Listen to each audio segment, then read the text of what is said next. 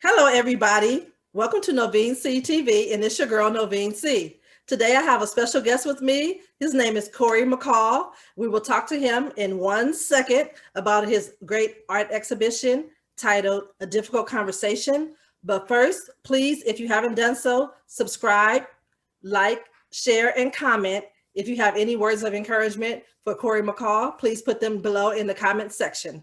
So let me get to it. Corey, please tell us a little bit about yourself. So yeah, I'm right now I'm focused on trying to graduate this semester in the BFA program at San Jose State. I'm an oil painter and 42 years old. I have 3 kids, 21, 12, and 10. Married, and live out here in Livermore, California. Yeah, just really trying to make it with this art. So recently I've had some great breakthroughs, and I'm fortunate enough to have Novene TV contact my people. You know what I mean? And yeah, we set this up. So Right. that. Love you, cousin. Yeah. Love you too. Love you too. Okay, so let's get right to the question, sir. What age did you start painting? So to be honest, so I oil paint, and that's the only painting I've ever done. I've never really tried to do any other kind of other painting, except when I was younger, I got into graffiti and spray painting, but really putting a brush with paint onto some kind of surface, I didn't start until the end of 2016, when I went to transfer to San Jose State. Really? Yeah. Wow. So that's just like what, 5 years? And you're already that good? That's awesome. Well, I mean, I'm trying. Every time I paint something, I feel getting better. Right. I love doing it. Right. That's good. Yeah. And so what made you become an art major? I was working with my father-in-law when we moved out here to Livermore, making good money. I just needed a job though, so I went to Las Positas Community College to get a horticulture. I actually did get my horticulture certificate, and but the classes aren't provided every semester. So sometimes you got to wait 2-3 semesters before the next class you need comes up. So I was taking all kinds of classes, and I ended up taking an art class. And I took an art class with this lady that nobody really liked. It was a community college. She treated everybody like they were really high schoolers, no matter who you were. But man, me and her formed a real bond, and she said how much she saw potential she saw in me, and then with all the art that I did, and she had me putting into like the little fairs around here and stuff like that. But she said that everything I did, she seems like I need to oil paint. Right. Yeah, her name was Monica Satterway, but yeah. So I mean, just blindly, I really I felt, I really felt that that was it was tapped into what she said, and I really put everything that I had. I'd saved up some money, and I said, man, we lucky enough, we did some research, and San Jose State still holds notoriety for like oil painting and old school arts, because everything now is digital media. So San Jose State's not too far from where I'm at. It's like 42 miles. So on pretty much the whole northwest, that's to be an oil painter. If you graduate from their BFA program, it holds weight. Like, as opposed to anybody can go to the art academy in San Francisco, pay more money, but it's like with that degree, as I'm sure a lot of people know, like with FITM and all those type of degrees, that's just your money. Anybody can pay that. You just got to have the money. Not saying that you don't get good tutelage and there's good teachers there because they got the money to pay good teachers to be there, but at the same time, you're gonna get through it if you just pay to get through it. So right. It's more competition than the old school, and it's a D1 college. So anyway, so I applied, I got into that, and then same thing, like, but on a greater scale, I met the art the lady that was in charge of everything over there, the art director, and she was still teaching. She'd been there for like 30 some years, and or actually she'd been there for 30 years, and me and her, she took me under her wing. And just because I had a different thing, because San Jose State, it's not too I mean, it's diverse, but it's more Mexican, it's more Spanish, Asian, and white. Right. And very few black. All the black people like literally play sports, or I mean, for the most part. So and in the BFA program, or over there, there was only one other black male, and no black female, and that was at that time. But anyways, this teacher, she's from Berkeley, and she was very well known in the art world, and me being a little older too, you know, at that time I was in my late 30s, but still we connected, and man, she put me on even a greater path. So, and then come I think 3 semesters ago, I was able to get a sponsor from a professor that came back to teach just to find raw talent. And this sponsor, yeah, he's really well known. So this, all my eggs that I put into that basket, $4,000 a semester, and I'm not trying to go on, you know, I'm trying to pay all that. So I've been really putting a lot of money into this college, and I'm glad that, knock on wood, yeah, I'm with this exhibition that we're talking about, this could be a lot, the beginning of a lot, you know. Right. Fruition. I just want to say that I'm so proud of you, you know, for going to college later in life. You know, like you said, you're married, you're a father of 3, you have a grown daughter, but you're showing them that it's never too late to pursue your dreams, and it's never too late to change your career path, because you weren't an artist before, you know, and now you're going to college and you found your passion and you're really good at it. So I'm super proud of you for that. And you motivate me as well, you know. Just want to let you know that, cousin.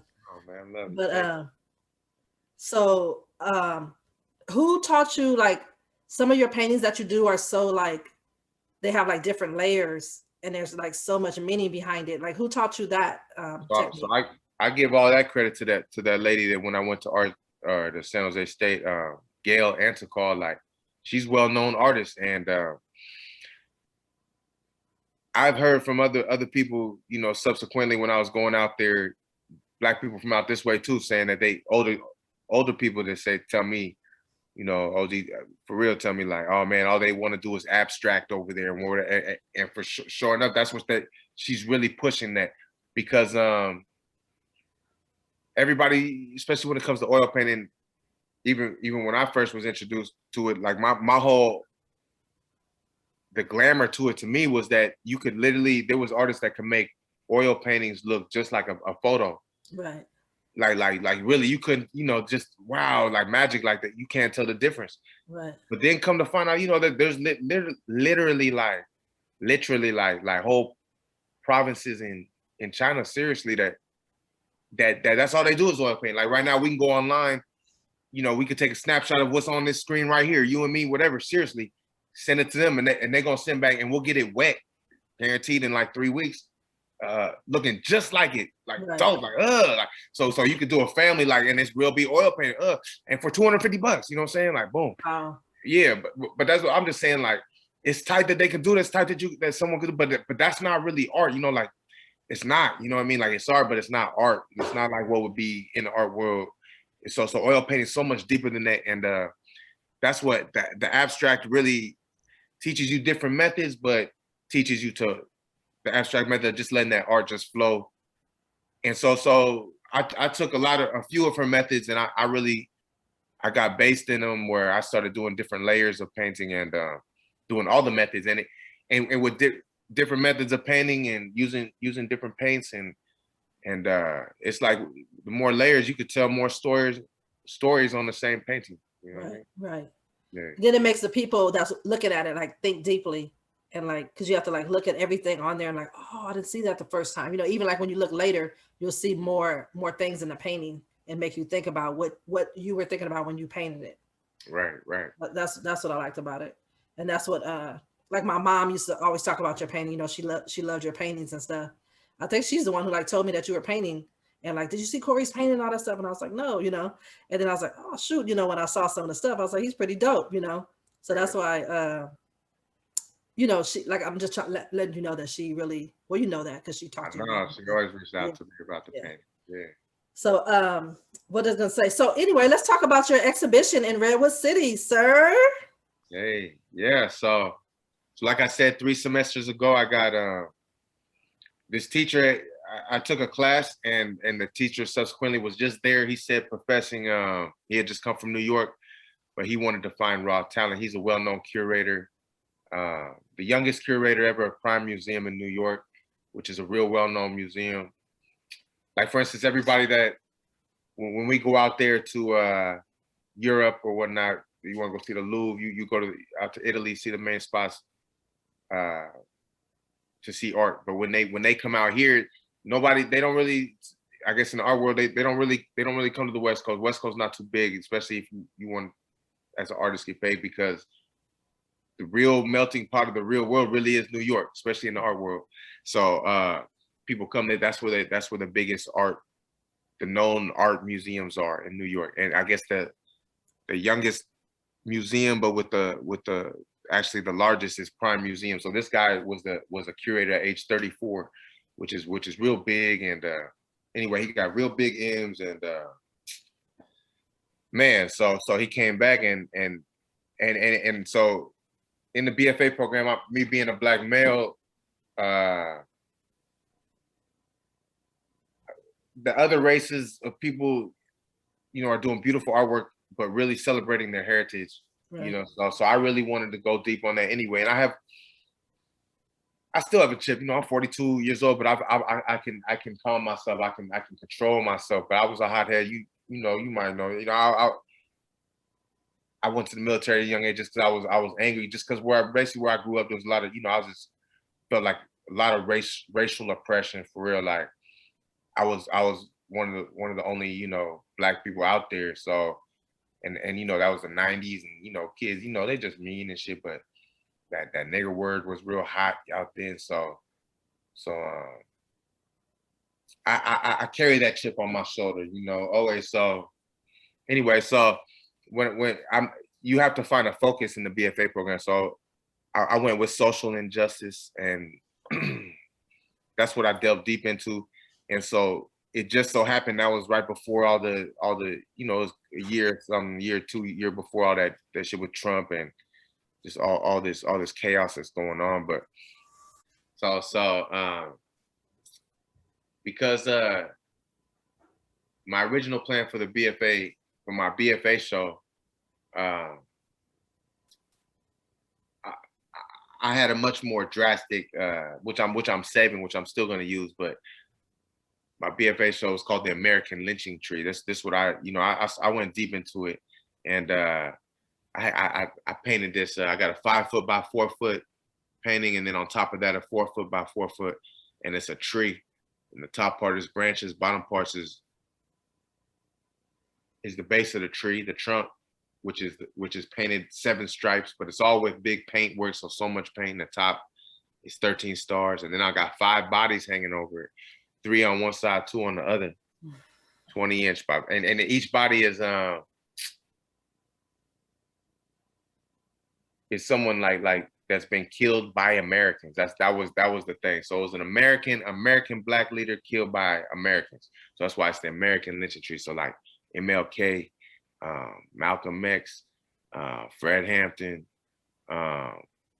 Huey P, and even with the shit like that, like Malcolm and Huey, all that, like the FBI, that's still behind all of it. Same. I mean, go down to Nipsey. Like people supposed to be, not. I mean, it's American Lynching Tree. So, but it's way too drastic for that. So that's what this art kiosk. I'm sorry if I. No, go ahead. Keep talking. I know I was talking about that, but no, go ahead. But the kiosk so I had to come up with something totally different for that. But right, because Redwood City, that's too much for them. Yeah. So that's exactly. But I was just saying, like I wanted. Oh yeah. So I was saying, when the George Floyd and all that stuff, I was already my stuff I'd already been working on this stuff. So, and I'm just saying that in the fact where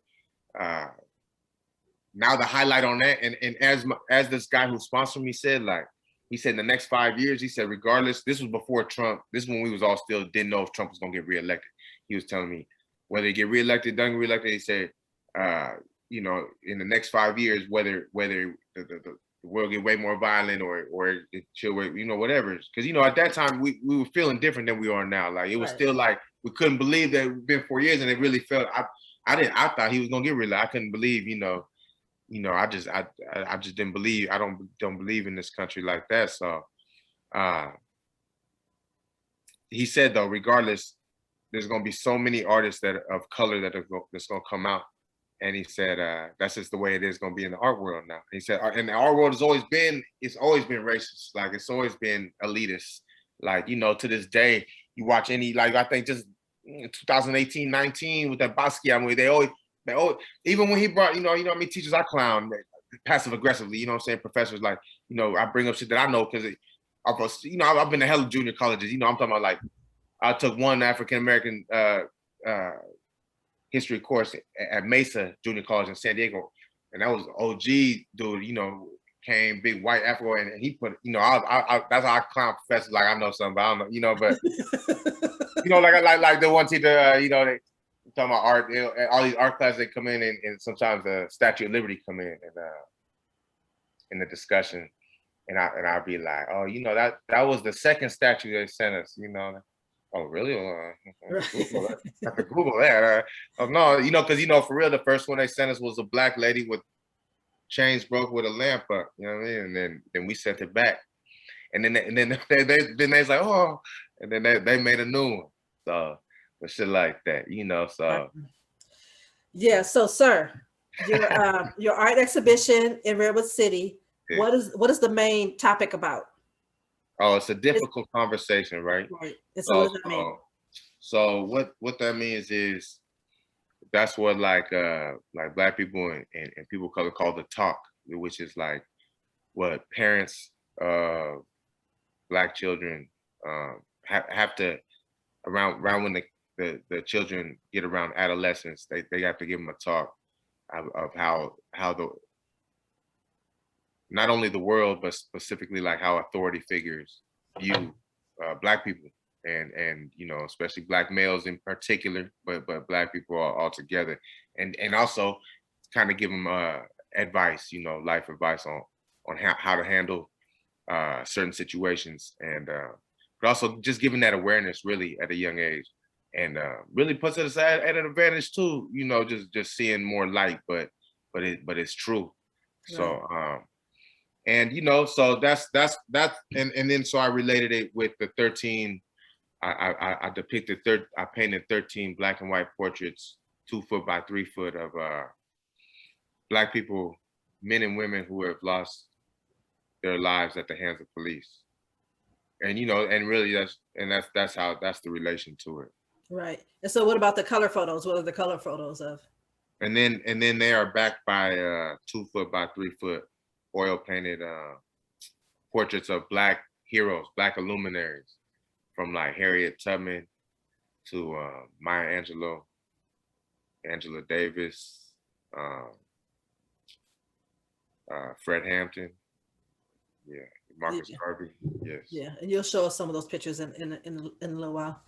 But so speaking of the difficult conversation and, you know, talking to your kids and stuff, what age were you when you had your first encounter with the police, and was it a good encounter or a bad encounter?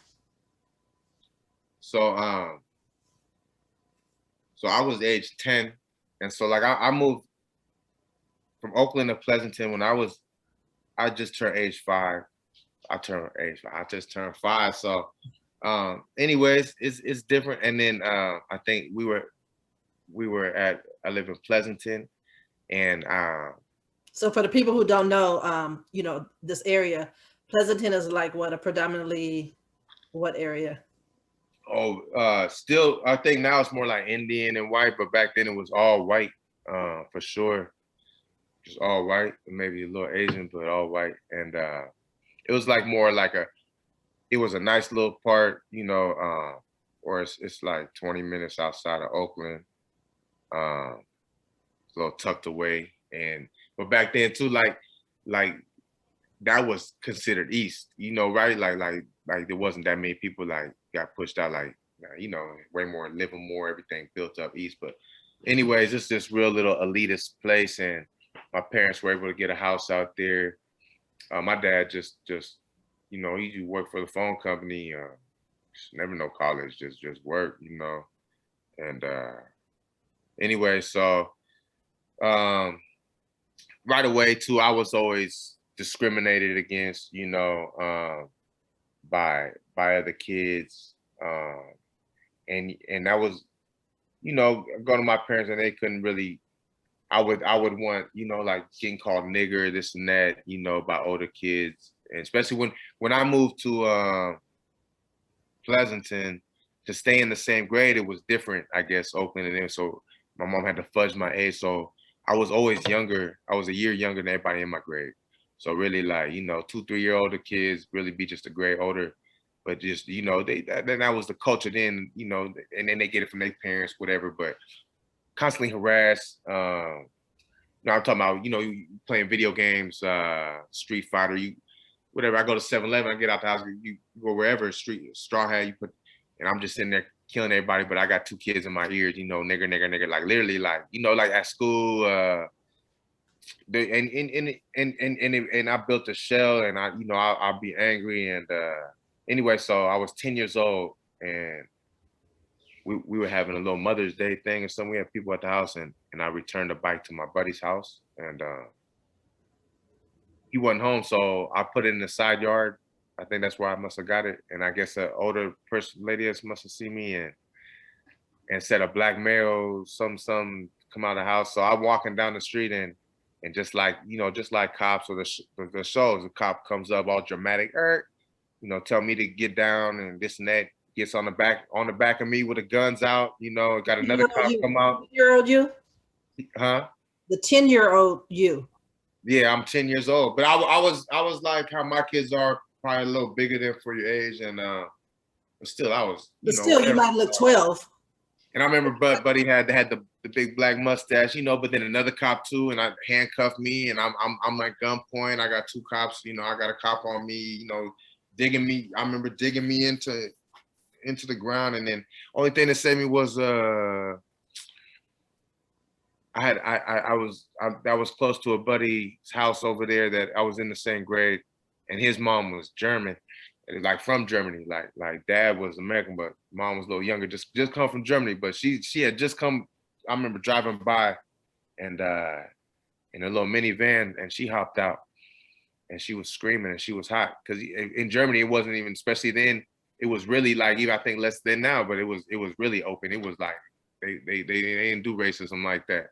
Yeah. And she went crazy on the police, and they quickly took, you know, took me up and asked me if I asked me if I want to ride. I said no, you know, and she asked me, I said no, I just want to walk. So I started walking. It'd been like an hour I'd been gone though, or longer, I remember. And then as I was walking home, my mom was out looking for me. And then when she saw me, she pulled up, and then when I told her what happened, and but I remember when she looked at my wrist, at the cuts still from the and then from the concrete, but also from the cuffs, you know. So we drove straight to the police station, and she, you know, we went through every door. She screamed at every single body and showed everybody my face, you know, had me, yeah. So she was hot, and but an important part of that too, your mom is white and your dad is black. Yeah Because you know, if she wasn't, that could have been different too, right? Wait, oh yeah, you're right. They might have killed her. So and then yeah, so she went crazy, and my mom, I've talked to her since about that, and she says, you know, when they worked hard to get there, and it wasn't like that. And I can't attest that it wasn't like there was KKK rallies, or, you know, like West Coast, very different, very like around the dinner table. But then I think with the kids, it's just like, it could say whatever at that time, when the adults got to be maybe a little more politically correct, whatever, you know. So maybe it just, you know, they, especially her being with my dad, they got it from everywhere anyway. Right. but then so they didn't see it like that, you know what I mean? So I guess maybe I was just in like a weird little pocket of with these, you know, little rich, the end of the little yuppie kid era type shit, you know, and their dads were way worse type shit. So whatever. So it always left a chip on my shoulder. I was always getting you know, till I got in high school, you know, then I got bigger, play sports, and then you know, you know, it's different, but still always had that chip. So went to the Navy, went to the military with that chip, and to this day, but that helped me with that art. So that was all necessary, you know, like if that's what it took, that's what it took. Like where I'm at now with this exhibit, this kiosk right now that's open for another few days, but still 6 weeks solo in this spot. That's this well-known artists have occupied this. Like it's a well-known, this a very good foothold for me. So. Right. And you know, we went there last week, and we are so proud of you, you know, seeing Corey McCall's name up there and seeing all the artwork in there. It was like just so awesome to witness that, you know. Yeah. Like I said, we're super proud of you, and you know, that's a big deal. You're making a name for yourself. You're bringing back the McCall name to the world. The limelight. Yeah. So that's a good thing. Some of the people that you painted, you know, they were all, well, let's talk about the black and white ones first, right? Those are the ones who were killed by the police officers. And so when you were painting them, did you feel some sort of connection with them, or did you feel like their spirit around you or anything like that when you were painting them? Yeah, I did. I really did. You know, you can only listen to so much music, and then the music just gets old. So it's like I really got into, because towards the end I really started banging these paintings out. So I was just spending a lot of hours in here, and it takes about probably, you know, I do the background 5 at a time, let those dry, and then after they dry, it takes about 5 hours of drawing, and then 5-6 hours, and maybe same thing, 5-6 hours of painting, maybe 7 hours of painting. Wow. So that 12 hours, you know, I try to bust out. I could do pretty much in 1 to 2 days. So it's a lot of hours of just sitting. So I say all that because that's a lot of hours of just I'm sitting there, and I put on YouTube of you know, these people, of whoever I'm doing. I'm just getting educated, and you know, the videos just connect and flip and flip. So a lot of these people too, I'm watching the body cam footage and the cell phone footage from bystanders, and the trial footage from a lot of the pigs, you know. So all of that. So I get real connected, and then especially when it's, I mean, not when, like every time, but just the vulnerability that these people, a lot of these people that's killed, it's just crazy how their lives can be taken and then just shadowed like it was just a cop's job, you know. So especially, yeah, I got a grown child, 2 children, and I'm passionate about it. So Right. And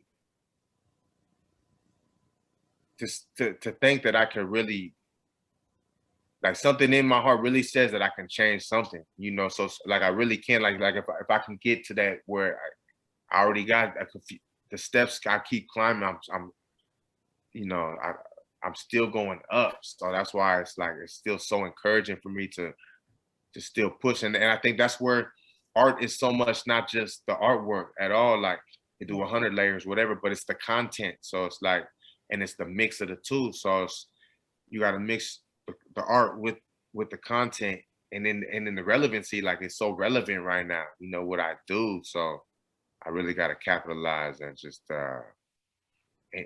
capitalize for the reason to bring that awareness and to really, you know, like you could really change things. I could really change shit. Like I could really get, you know, things built to do, you know, to change. You know what I mean? Like that's crazy with the artwork.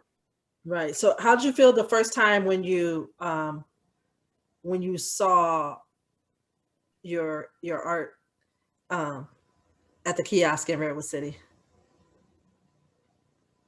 Oh man, I was no, I loved it. It came out just so it was a contract exhibition. You know, I just signed a contract. You know, I get paid for it. I had to do it by a date. So I see the first thing he did, I had to go see the space, and then I see it's a 16-foot by 16-foot, like pretty much square building, 15-foot high roof, you know, on the inside, and then glass buildings, glass walls all around the side. So the real thing, I had to imagine how I wanted this, you know, I had to create how I wanted the inside space. So I had a buddy with me that's really handy and good with, you can build houses. So he did it real simple, but the important thing was he really did what my vision was. Like, I saw the space and I wanted to do as many things as I could with all these different angles. Right. And when I told him, man, he put it together. So I know that, like with everything, especially stuff like that, it's hit or miss. You know, you roll the dice and you just hoping that it hits. And with this one, I really felt successful. Like when you see it, like how you say, even the size of everything, you know, being like, you know, it all just fit perfect. It all just filled the space nicely. And even at night, you know, with the lights, like, and the vision, yeah. The vision. And I was wondering too, if that was your idea, how the pictures were hanging, or if that's how the kiosk was set up. I wasn't sure. Oh no, like that was 100,000%. All my vision was to, because the space, people do all kind of crazy stuff with that. Okay. People, yeah, like the artists get crazy with that space. So I really had to just have visions, and that's how my artwork is a lot. Like I really will think of something, but I especially now, I'm very comfortable with not forcing anything. Like I could just have something pondering in my mind, and I just have to have those pieces, and then I know, I'm very confident that it will come. I'll get that flash of what I need to do. So that's how that was, for real. That's dope. Do you ever call on your ancestors to help you? When you're subconsciously, I'm sure I do. You know, like I'm sure I do, but never. I haven't really meditated or consciously called on any. I mean, I don't do, like, I just, like, you know, I say it in my mind because I know that they can, you know, when I ask like for help for stuff. So like some stuff, like I know for sure right now my mom is telehelping me, right? Because there's no way I should be doing as well as I am in school right now with all the stuff I have going on. But I know she's helping me, you know what I'm saying? Because she wanted me to go to UC Berkeley, and she wanted me to graduate and all that stuff. So I know it's all her, right? I could, because it's not me. It's not. You don't give yourself credit for how smart you are, though, for real. Like, dude, thank you for saying that. But I mean, I do feel like I'm smart, but when you have all this other stuff going on. Oh yeah, I know. I know how you focus. You know, yeah. So, but I'm just asking you about that because, like, the way that you painted some of the paintings, especially like when you sent me the painting of my cousin. Oh, everybody. So my cousin, her name is Michelle Casso. She was murdered by the Phoenix police in 2014. And my cousin Corey, you know, she's on my dad's side, he's on my mom's side, but he chose her as one of the people to paint. But when you sent me her painting and then you showed me her eyes, remember what was in her eyes? Yeah, to the hearts was in her eyes, with the broken hearts. Right. And so how did that come about? No, and that wasn't it. So for the eyes, usually I like to start kind of with the eyes. A lot of times, most of the time, though, to be honest, I start with the nose, but it's between the two, and then the last thing I do to the eyes is I add that little bit of white. You know what I mean? Like, and then the brushes I use too is I don't use any pinpoint, but I just like the crudeness of everything. When I do charcoal, like I like charcoal. I always like the brick charcoal always, and then all the lines I use with the eraser, like, and same thing with the brushes. Like I like the big square brushes, the flat ones, and then I just keep going until that line looks like I took something fine, but really it's just all these. That's why I love oil paint too. It doesn't dry, so you can just keep putting the paint on there and mixing on there. And with a lot of people, the eyes, I'll just be like blue or like that, or try to get some, so you know, it looks a little realistic. and then I take the other black and just cut it and just try to make it look like a little gleam. And then if that don't look good, I could just black again, and then do it again. Well, with Michelle, yeah, I did the white, and then I cut it, and then like it was such a thick thing of white.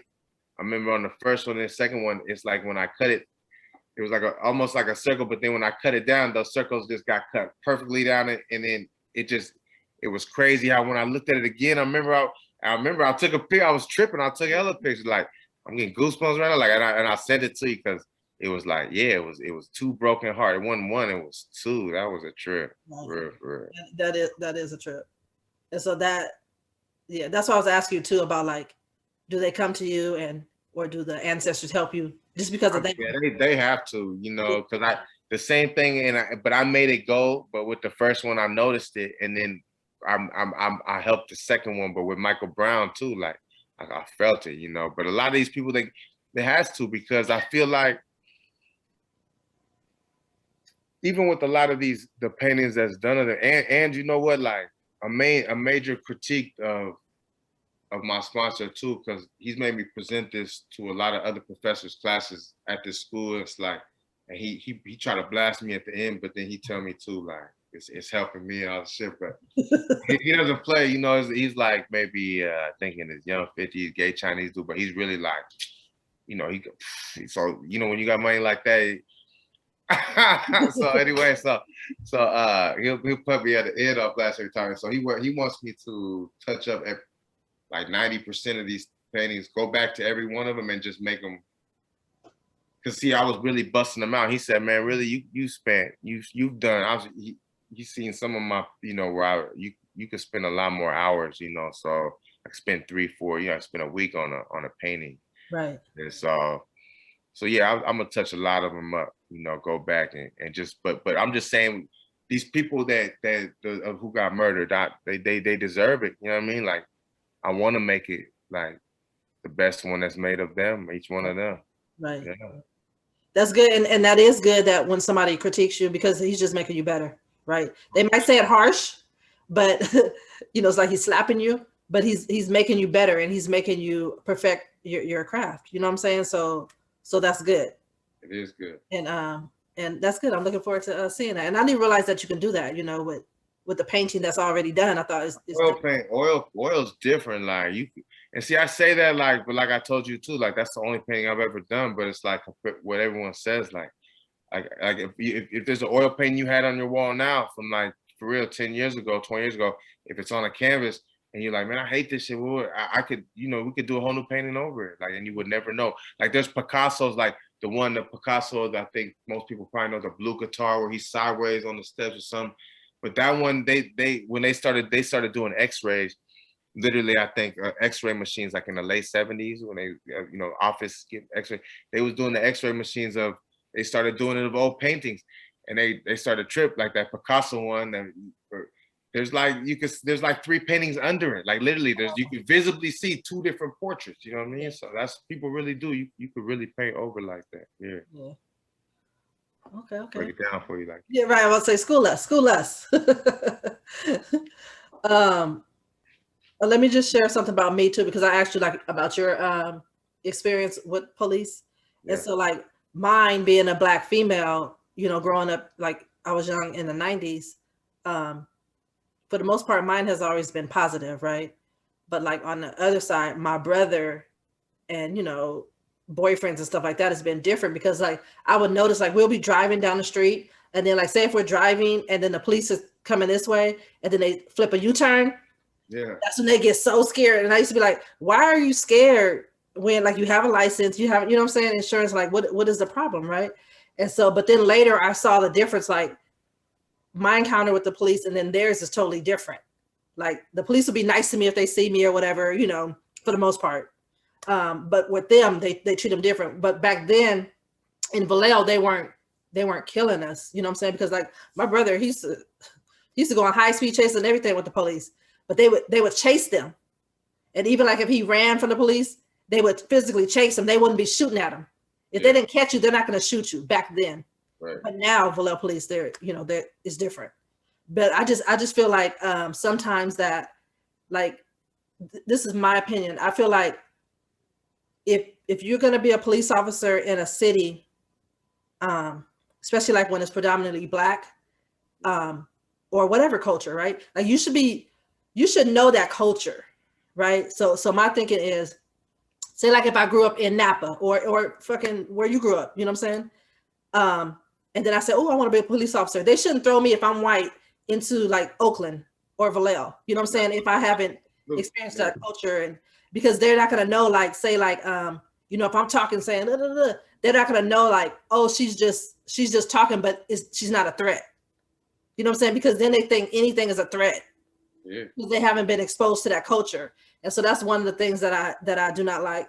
But when my cousin Michelle got killed in 2014, and then Sandra Bland, that changed. Now how when I see a police officer, and when a police officer gets behind me, now I get nervous. You know, I'm getting emotional. But now I get nervous, because especially like when I have my son, my 13-year-old son in the car, because I'm like, anything can happen right now, right? Yeah. It is all up. It doesn't even matter how I respond. It doesn't matter how I act. It doesn't matter how I talk. It doesn't matter what I'm doing. If they are having some sort of bad day or see a certain thing about me, they could kill me right there in front of my son, or they could kill my son in front of me. Yeah. You know what I'm saying? So that with like I said, my cousin Michelle and with Sandra Bland, that just changed everything. And now, so sometimes I get anxiety. So I was like, oh, now I feel how you guys have been feeling your whole life. You know what I'm saying? Now as a grown woman, after that happened, that's how I feel. Even like when I go to other states and I'm driving, I'm like, you know what I'm saying? It's like, like we have PTSD. Yeah. Yeah. That's why, like, I cannot watch, when people are getting murdered and stuff like that. I can't watch that. Like, first of all, I never want to see anybody die, first of all. And then I'm not going to intentionally watch something that I know is going to trigger me and have me so depressed, because like I told you, I experienced stuff before, like, with my kid's father and seeing him in the hospital. So seeing the aftermath of a gunshot wound, and it's not pretty. It's not cool. And it's just so traumatic. So I try to limit my trauma and keep because I have to be at a certain energy level, you know what I'm saying, to be able to maintain my sanity and take care of my son and do what I need to do. So like, yeah. I feel you. That shit is real heavy. Yeah, it is. It's real heavy. And some of the stuff I think is intentional, right? I think they flood our timelines and stuff with that to keep us low, right? To keep us depressed, anxious, and kind of like scared, to try to stop us from doing the great things that we're supposed to be doing. Because like when you're happy and when you're vibrating high, your potential is endless. But then when you're low and your shit is, you're depressed and all that stuff, you can't really do all the things that some people thrive in that, but others don't. And so that's why I don't like looking at the stuff. That's why I don't like watching the news. That's why I don't like looking at the stuff on social media and stuff like that, because it's just too much. Of course, I care about the people. I love the people. I wish this wouldn't happen to them. I read it a little bit on the surface, but I don't need to see them die to know what happened. You know what I'm saying? Or to know the story. I don't need to see them die. Or I don't need to watch the trial to know that the cop is probably not going to go to jail. Or if he does go to jail, it's probably not going to be the amount of time that he should get. You know what I'm saying? Yeah. Sorry, this is your interview. That's all right. That's everything you're saying, man. And then, see, like, for me personally, like, contrary to that, I get desensitized because, like I said, it's so many hours. Like, even doing that American lynching tree, I'm doing layers of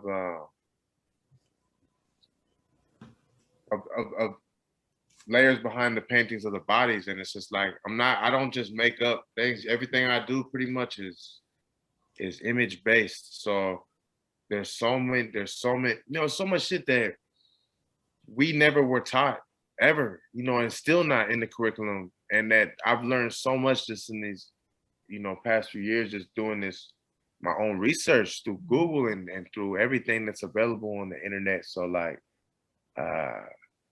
like with that lynching tree, like it's really sensitive, and I have to be careful on how I talk about it too, because like I said, I'm so desensitized, and it's really graphic. But these are real. But at the same time, I feel like I don't feel like I need to pause or I need to hold back when it comes to the art at all, because it's real it's real images. It's like you got me for like is how you gonna hold back? No, it's about to be in your face. Like I'm about to slap everybody in their face with it, like up in the head, like inside their head with it. Like that's what I want to keep that lasting memory and you know imagery of what's real, what we're not shown. So Right. if I could make it artwork, and then it's based off real imagery, which is cold, because you know it's just to the 1950s is when when they stopped recording the lynching. So that's not long ago at all. What? So Then when they stopped recording them. the lynchings, yeah, I know. like 19 I want to say 53, something like that is the last when I got a photo of a whipping post. They still held in the square in Delaware. So you know what I mean. So and that I'm pretty sure that was 53. So you know what I mean, like Our parents were alive. Yeah. whipping post. You know what I mean, like Yeah, I know what public. you're saying. Like, I know what you're saying, dude. let me show you this one. Like this I ain't had this ready just for the interview, but I was doing this off that whipping post. You know what I mean? Wow. That's all charcoal. Like that's why I say I use. Showing the people standing around watching. Yeah. Oh, that was the main thing. I was trying to show That's the part that's public humiliation. right. And then that little kid. Oh yeah, and then the people holding the shutter, making them watch. You know what I mean? Oh, yeah. So Horrible.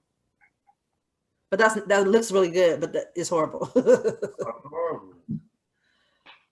But that was see when it got that was the thing. Like it was still integrated society lightweight, but it was everyone would have to watch that, like they're teaching them a lesson. Yeah, it's just so cold, primitive, and how it wasn't long ago at all. Right, it wasn't because, like I said, our parents were alive. That's crazy. How do your parents feel about your paintings and your art exhibition? Oh, they love it. They really do. Like my dad always there's something for him to be really proud about. Yeah. So he loves that. And then my mom. He tells all his friends and stuff. Everybody he could talk to, he tells them. Oh shoot, he called me today while he was at work at Costco. He was telling some people about it, and I had to. Yeah, I was there. Like, go check it out. It's in Redwood City. Yeah, man, Tika, just a house skip and a jump. No, that's long, cousin. But I love it though. I love that that's how they are, man. Really, Yeah. it's I'm lucky, to have all the support, with family like you too, like everybody. Yeah, I was saying our drive was hella long, but Yeah, I know that. We're about to say, what about your kids? Like, do they think it's a big deal or no? Yeah, and I've always kept them in tune as much as I can. But real talk, even my youngest will tell me, blunt, Chris, like he'll let me know, like, the eyes are too big, like it looks funny, the hair or whatever. And then I'll be able, I've been so many hours in front of him, when I step back for real most of the time, right, he's spot on. So he has an eye. Yeah, like in the Malcolm one, he said the eyes. He said one of those eyes is just as big as his whole mouth. I was like, yeah, damn. And I was gonna change it. I was like, but then maybe I just act like his glasses is a little thicker than maybe. That's funny. So, do you have any advice for anyone who would like to change careers, later in life? Yeah, or who wants to attend college later in life? Yeah, I would say, especially later in life, most likely you're gonna know why you would want to go to college, or what that goal, meaning if it's gonna help you a lot with that degree, or maybe not. Like with me personally, I just followed on what I knew. As a youngster, I always loved art. I used to love to draw. So I was all into it. So I went full in, but I would say definitely go for whatever, because I felt that landscaping shit, I'm not gonna be happy with that, and I was doing other things to make more money than that, but that's not gonna last forever. So um that's you know yeah, definitely I would suggest go for your dreams, but make sure that it's gonna mean something. You know what I mean? Like I knew that if I went for the art, I was going to the best place to give me the best chance to be an oil painter. You know what I mean? I didn't just say I want to oil paint and let's get it. Let me dump bread. Like I said at the art academy, let me just do something to get it. Like I said, I'm lucky enough too to be by San Jose State. And you did your research to make sure that was a good fit for you and what you wanted to major in. Yeah, exactly. And knock on wood, it's worked out so far. But yeah, like I said, so if a degree would grade you, the only reason why I'm hesitant when I'm telling you all this, because it's so damn expensive. I don't agree with that. I'm really against it. Like I've been there since the end of 2016, paying 4,000 semesters. Like it's crazy, and they don't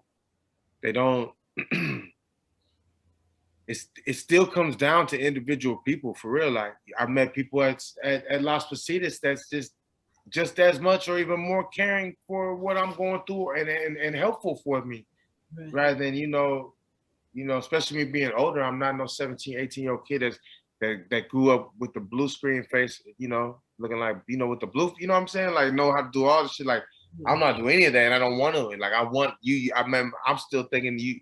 I pay anything you got. You supposed that's your job. Like what are you talking about? Like, and it's crazy. I go to this D1 college, and it's like for instance, like the human, the general education resources, the counselors for them, 3 thumbs up for real. Like the best. Like young women usually that just want to help. You know what I'm saying? And then even the older, but then it's like okay, we can only get you this far, but for you to finish up and wrap everything up, you got to go to your major advisor.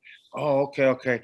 And it's just like, and unfortunately for me personally, like that lady that took me so close and helped me with so much when I went to San Jose State, she retired like 2 semesters ago, 3 semesters ago, and that really made my everything for me come to halt, because all of a sudden they brought in this new dude, and he's from New York. He's supposed to be a real big artist, but he's an introvert, and he shouldn't that shouldn't have been his position. So now it's like that. So now I have to go to my major advisor. He my major advisor, and then the person below him is the dude that's been doing his job for 30-some years and just just doing it, and just and in his mind it's a million kids, which it really is. It's all these kids that ask him 100 questions, but so what? You know what I'm saying? Like, hey, I don't care. Like, and it sucks for him, but it sucks more for me because I'm paying all the spread. It's like, and so the attention and I had to do so much myself to grab. I'm taking 21 units this semester just so because I don't want to pay no more. Like I'm fucking like I took the time. I've never done anything like that, and I had to write a petition, do everything just to get all these units to tell them I refuse. I'm not paying no more. You gonna have to give me free education. Like I pay too much. Like I should be out. Right. It's crazy, and to not get the help. Like that's why I was getting so frustrated. Like so that's why when you say, I don't want to give it, like, if you could find a better way, I just say if you could change a career, and I don't even know if that's what you asked me. But if you say go to college, I don't even know about that. Like, right. unless you really saw, the key was to do that. You know what I mean? Of course, like to be a doctor, you got, you know what I'm saying? You want to be a nurse, you got to do these things. And if you feel like you want to do it later in life, hell yeah. But I didn't get motivated to do anything later in life.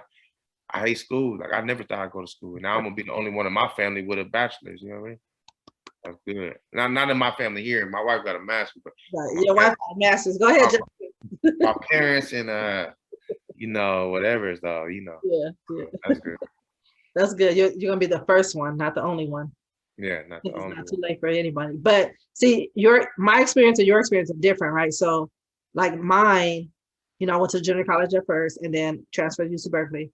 But mine, I'm on scholarship, so I don't have to pay for anything. That's awesome. And then at UC Berkeley, we have so many resources for student parents. We have a student parent center, and they are so, so helpful. And so like all the stressful stuff that you were talking about, we have help with that. So like Tommy Lanier, he's the main guy who runs that. And so we could talk to him, and then he could point us to where to go. You know what I'm saying? And I thought like San Jose State had that too, but I remember my niece Anaya was going there, and when she got pregnant, I was like, oh, that should be, you know, good, because they should have a student parent center, they should have the family housing, all this stuff. And then once she looked into it and started asking, they didn't have that. So I thought it was all colleges that had that, but through her, I realized that they didn't. So I realized how much more fortunate I am to be at UC Berkeley, because they have those Berkeley's way more progressive with, and they've always been, they're known for the movements, right? Right. Yeah. Yeah. Right. But I still just thought that was something, you know, 2020 or something like that, 2019, Right. that all colleges will have now, you know, especially big universities. And so, right. And so, and I thought, what else do we have a thing called the reentry student program. And so like, that's for like older students. And I think it starts at like age 25. And so that's also like a space to get resources, and like also where you can go to study or whatever, to where you can feel like you fit in, because you're not with the 18, 19-year-olds. You know what I'm saying?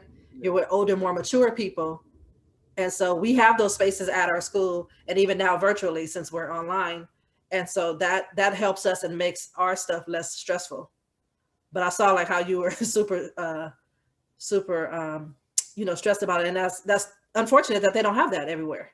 No, I felt real the last couple semesters. Yeah, it was hard. I mean, it's to the point where I'm smart enough to know that I can't let off at my mouth too much like I would have used to, because now I'm definitely will burn those bridges, because they deal with so many people that if you give them some shit like that, what I'm gonna do? Like that's really just gonna hurt me. So but still, so you're learning, you have people to help you control your temper and your what you say and write. Yeah, definitely. Your mom and your wife. Yeah, great. Right. Well, yeah, and all that. Yeah, Like a good tree, everything. That's good. So look, so now I'm about to I'm about to make you host again. All right. Wait, shit, now I don't see it. Are you the host already? Maybe. No. You can't share screen? Okay, I see it. It's on my side. Oh, because, oops. I was clicking on mine instead of yours. Okay, so I'm going to make you host, sir. Okay. So then you can share your screen and show us your presentation on. There we go. So these are the Black heroes. So this is on the other side of the black and white paintings. And so let me give you a little fact about this. So the backgrounds you see, that's a Payne's gray, and that's when I just mix the first layer with the drips behind them. That's where I just mix the paint with quite a bit of paint thinner, and I take a wide brush, like how you would paint your house, and I just real quick try to do that. But I do it quite a few times, and the paint drips, and it comes out looking like that. And for the black and white photos, there's 5 different values right there from white to black. So I try to keep that, all of them, I use 5 different values just to try to keep it where they pop out and they all kind of connect with each other. And then on the back, I'm sorry, I don't know what that means. 5 different, what are you saying? Values. So like from like white to like off-white to a little like the gray, and then going all the way to black. So from light to dark, there's 5 different steps, 5 different values. Okay. So when I have my my palette with the paint on it, I got 5 different piles of different color paint. You understand? From white to black, and all in between. So by doing that though, cousin, I can make sure that all of them kind of connect. So you look at all of them, they all kind of go together. You know what I mean? Because it's those 5. It's not like one has only a couple and another has a bunch. You know what I mean? And then so I say that because I wanted to do the same thing with these colored ones, and I wanted in my mind, you know, but it's been so played out. But people do like, you know, like the Nipsey Hussle or whatever was ever popping right now. They'll do the abstract with like the bright blue, the pink, you know what I'm saying, all the different colors. And I wanted to do something like that with these color ones, you know, like abstract color to the faces. And I just thought about it, and I saw that looking at all these things about color, and I saw the primary colors. There's 3 primary colors, and there's 3 secondary colors. So those together, that's 6 colors. Yeah. And I'm like, cool. If I could do all of these with just these 6 colors, and then so all of these paintings that I did, I looked at them and I'm looking at them in black and white, and I took those 6 colors, which are from lightest to darkest: yellow, orange, red, um, green, blue, purple. Mm-hmm. So I took all these photos, and I'm looking at just the black and white, and from white to black, it's yellow to purple. You know what I mean? Yeah. And it just so happened that, you know, the skin color kind of looked like skin color, but anyway, that's how I connected them. Yeah. I like that. I like all the colors. I like the yellows And I tried to do that little metallic silver and gold to try to make it like a religious type feel to it, or like how they used to do the oil paintings. And then the other difference with the background is I turned it upside down, so the drips are actually going up on the colored ones. You know what I'm saying? Rising up. Wow. Okay. Right. And so this was the other thing to it. So there was an 1.5 inch thing on thickness width on the ends of the frames. So since there's 4, you see there's 4 sides that you see this kiosk from.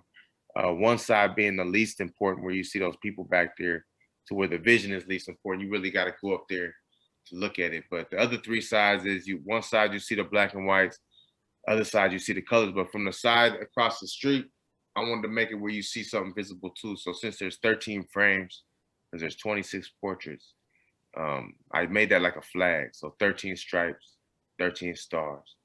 So even when you step back, it kind of gives you that flag feeling. And even at night, the lights in there are really bring up that color, you know. Wow. Like you thought about everything. Yeah, that was in my and it's a V, you know, it's kind of a V. So I really, this vision really came, and my man that did the construction for me, man, he so much respect to him. He made it just what I was thinking, really. Right. Yeah. The sponsor really liked these views because he felt like from outside it looked like they're kind of like in a cage, you know. Right. Yeah. That's how you can see the flag, like where. Mm-hmm. Is that across the street, like by the by Starbucks? Right in front of Starbucks. Yeah.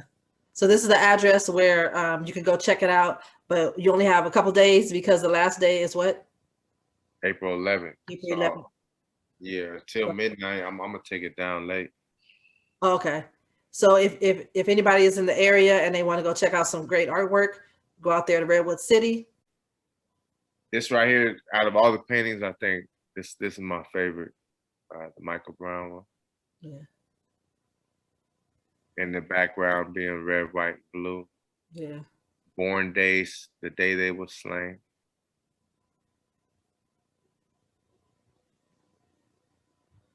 There goes cousin. My cousin. And I really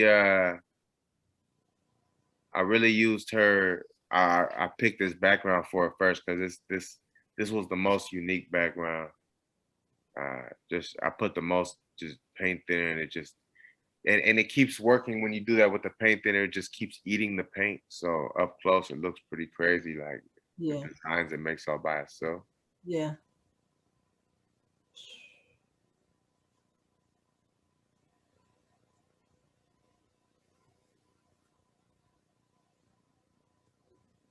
Yeah, that's probably my second favorite one, Ayana John. Yeah. And then with these, I just put a little quote, an actual quote from them. Right. I'll go through these quick that you see. Everybody knows them.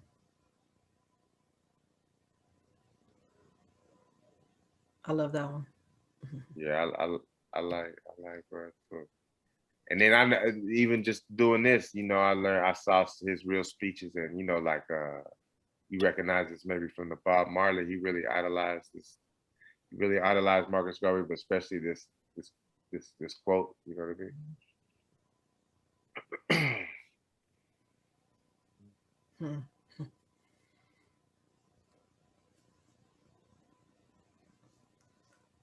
I just heard it from the movie.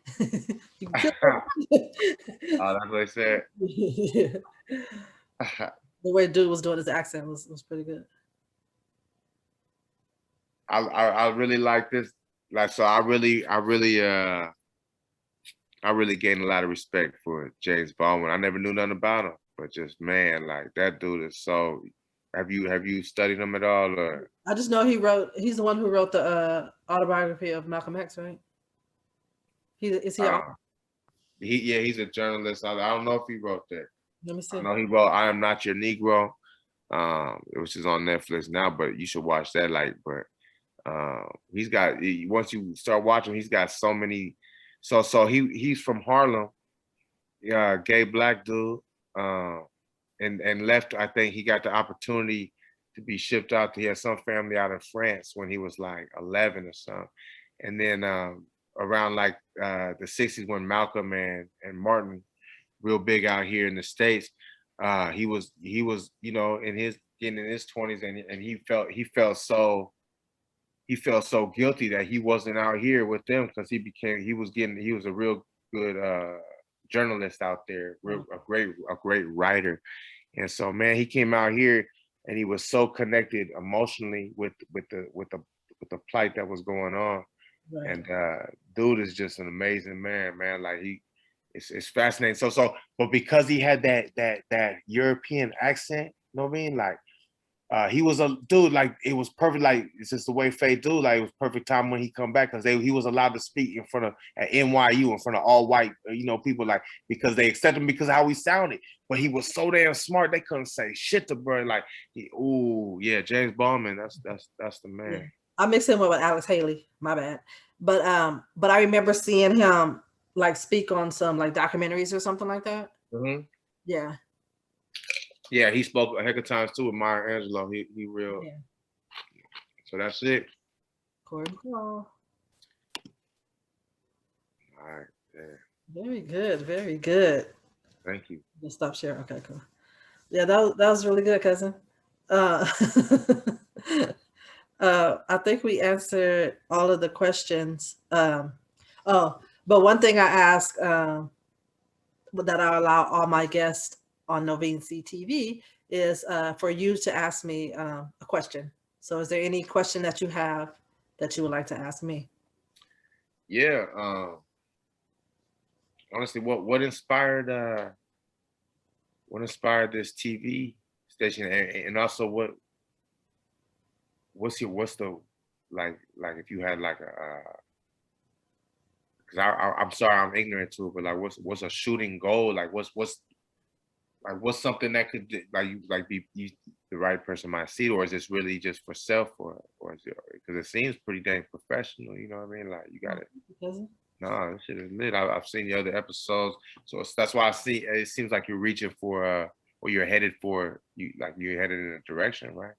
I'm trying to. Okay. So the way this started was last year, I was supposed to just like make a little short video talking about my first semester at UC Berkeley and just, how I made it, like, yeah, I made it, just giving the people, my friends on Facebook and stuff, an update, right? And so, but then that's when my mom was sick, so I didn't do it. And so then I was about to do it in December. So I was telling my niece, I said, "Oh, I'm gonna make a little video, just letting everybody know an update about how things are going at UC Berkeley." And then Anaya was like, "Why don't you make a YouTube channel?" I was like, "What? A YouTube channel?" And she said, "Yeah."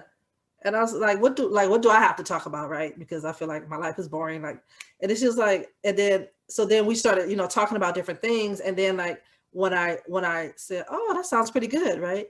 And because I was saying I can talk about things that I have experienced in my life, and things that other people have went through. But I wanted to be a space where people learn something, people feel inspired, people know that it's never too late to live your dreams. You know what I'm saying? And so once I told my kids about it, and my other nieces and nephews, and everybody was like, "Yeah, you should do it." And I was like, I was surprised because I thought they were gonna be like, "What do you have to talk about, right?" Especially my youngest son. But he was like, they said, "Yeah, that was good. That was a good thing. You should do it." And so then when I started talking, like in December, because I just started this in December. So once I started talking to the camera, plus I didn't think, well, now I see that I'm long-winded. But first I didn't think I would have like a lot to talk about. But once I started talking and thinking about different topics that I want to talk about, like writing it down and stuff, it's kind of healing for me, right? Because I've been through like certain stuff, and later I want to talk about certain things, but like just getting it out and me feeling like that I might be helping other people by sharing my story is healing, and I feel good because, like I said, I feel like I'm hopefully can help somebody, encourage somebody, uplift someone, and so that's my goal. No, I definitely see Yeah. that. Yeah, I definitely see that message in every one of your shows. Right, because that's what I don't like. I don't want it to just be like, oh, it's negative, bad things happen. But yeah, bad things happen, but we survive, right? We Right. we, we survive. So let's talk about that. Let's talk about you can make it, because you know too, like a lot of people get into a dark place and they feel like they can't get out of it. But if you see other people who already went through that and that they're thriving and they're doing well and they're living, then hopefully that can help somebody know that this is, a short period of time. I just got to go through this shit, and then life is going to be better later, hopefully. Yeah, So you keep that's that working for real.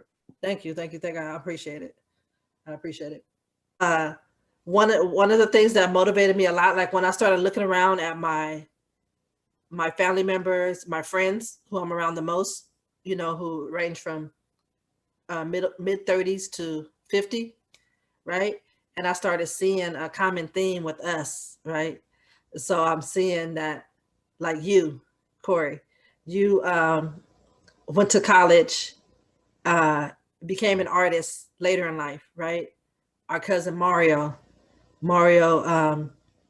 became an author, a published author. He has been rapping, but he also became an artist, and then he has a clothing line. And then our cousin Eric McCall, he has his YouTube channel. And who else? My girl Karen, she's a registered nurse, but she's going to school to get her bachelor's. Then my cousin Charmaine just became a LVN, right? And so I'm trying to think. I know there's someone else. Did I miss someone? But all of us, the common theme is we're older in life, but we are changing our careers, and we're killing it basically. Like all the people that I named, like I guess it's because you're older, so you know who you are, and you know what you bring to the table, and then you're just doing amazing things. So I was super inspired by everybody when I looked around, and I said, oh man, I have to like talk about this and show people that it's possible and that it's never too late to do the things that you're passionate about, and to make a change. And so that's one of the big reasons why I wanted to do this channel. So thank you so much for asking me that question. Yeah, that's great. Yeah, Love that. we gotta do it, and surround yourself with positive people. Always surround yourself with positive people. If you have people that are negative, even if it's your family members, don't let them get into your head, because people try to tell you you're too old, it's too late, you can't do something, or you need to focus on being a parent, or a grandparent or something like that. But just because we're parents and grandparents, we still have desires and things that we can give to the world. And so this is me giving to the world. Okay. Yeah, I love what you're giving to the world. Thank you, cousin. I appreciate it. Yeah, it's funny because my little niece Flower, like she was my first guest on the show, and because when I told her about I had a YouTube channel, and then when she saw like one of my videos, she gets so like she's acting like I'm on TV, like I have a TV show, like I'm famous or something like that. So it's so cute when how she reacts, right? And so I already see that, if nothing, right, I'm inspiring my little niece. Yeah, Yeah. seriously. So that's a good thing. So thank you for asking. Yeah, I'm trying to have a brand Novene C, Novene C TV. I love that. It look real professional, man. Oh, thank you. I'll try. And making a change though, like doing what you like. That's good. Yeah. Hopefully that's the part that's really important. But and making my mommy proud, because I know if she was here, like she would be sharing the shit out of my stuff. She'll be commenting on everything. You know what I'm saying? Yeah, like that on Facebook and on social media. Everything you put, click on it. Like, yeah. I used to teach Corey. So I would be sitting right here, and she'll be sitting right there, right? And so I post something on Facebook, and then she over there. I'm looking at Facebook, and she commented. I said, "Ma, like you sit right there. You could just told me that." Pretty good job. But now looking back, I'm so glad that she did, right? Because it's documented and we can see it instead of her just telling me, and that's the memory. But now we have it written because she's not here, So that's a blessing that she did do that, for us, because we get to see that. Thank you so much, cousin, for coming on here and sharing your story and sharing your art with us. Hopefully, like I said, if you guys are in the Redwood City area this weekend, you can go check out his art exhibition before it travels somewhere else. Who knows where that might be? And where can they find you? Instagram. Hit me on the IG at Corey, Corey McCall, MCCALL 6504. Right, and then I'll put it down in the description box below, so that you can follow him on Instagram. And if you haven't done so yet, please like, subscribe, share, and also click the notification bell so you can be alerted when I put out new videos. Thank you so much for watching. I'm wishing you peace, love, and light. Bye.